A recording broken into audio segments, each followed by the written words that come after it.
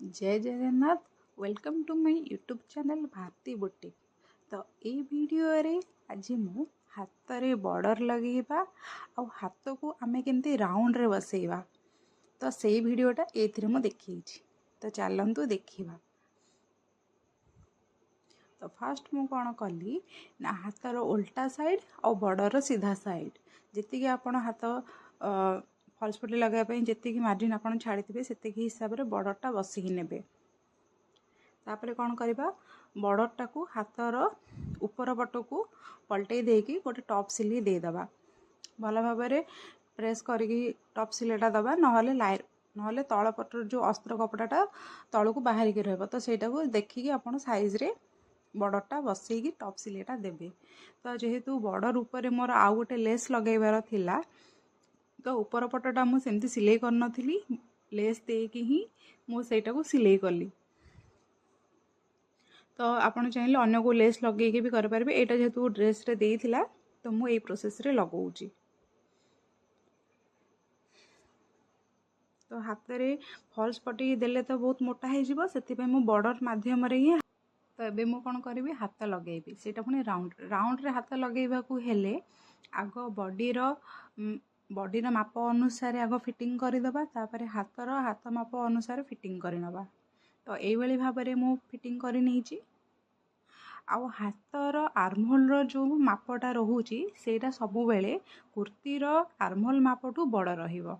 सेटा पुनी केते ना ओनली 1 इंच आग पट साइड पछ साइड मिसेकी हाफ 1 इंच ही रहिबो। माने सेटा हमर टोटाली हाथ गोलेई रे माने आर्महोल रे सेटा हमर लुजिंगटा रहिबो। आउ यदि हम लुजिंग न दबा ताहले हम हाथटा टाणी हेकी रहिबो आउ कांधटा भी खसिबो आहुरी बहुत किसी प्रोब्लेम देखेब।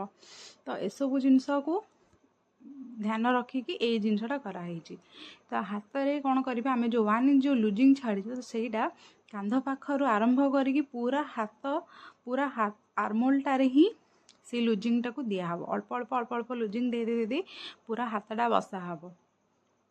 आउ आर्महोल रे जो चिन्ह दिया हेतिबा हाथर आउ जो जॉइंट जगहटा आर्महोल रो हाथर जो जॉइंट मापटा सेही जॉइंट आउ कुर्ती रो बॉडी रो जो आर्महोल जॉइंटटा जेमिति गोटे जगह रे रहउतबो।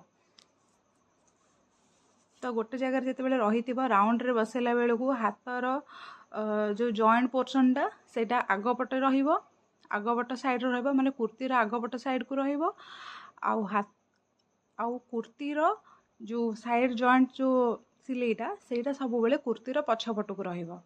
तो दीटा जक जदि गोटे पट को रखिबे ताहले हम काख पाखे कपड़ा अधिका रहइबा हमकू पिंधिबा को मध्य कंफर्टेबल लागेबनी। तो सही कंफर्टेबल लागिबा पाई ही एई वाली भाव में फोल्डिंग करा जाए।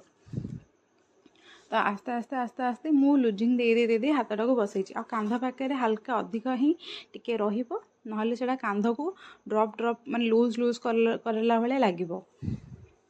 तो एमती भाव में मो हाथ रे आर्महोलटा को पूरा कंप्लीट कर देइथिली।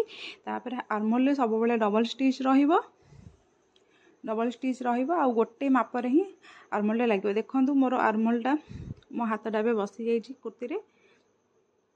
तो देखंतु ए जो सिलेईटा पूरा गोटे लाइन रे पड़िबो आ मो हाथ रे देखंतु केते परफेक्टली भाव में बसी जाइछि कोटे टाणी भिड़ी भी हेइनी आउ तार एक्यूरेट शेप रे भी रहि जाइछि। तो वीडियोटी भल लागिथिले लाइक शेयर सब्सक्राइब निहाती करिवे। Thank you.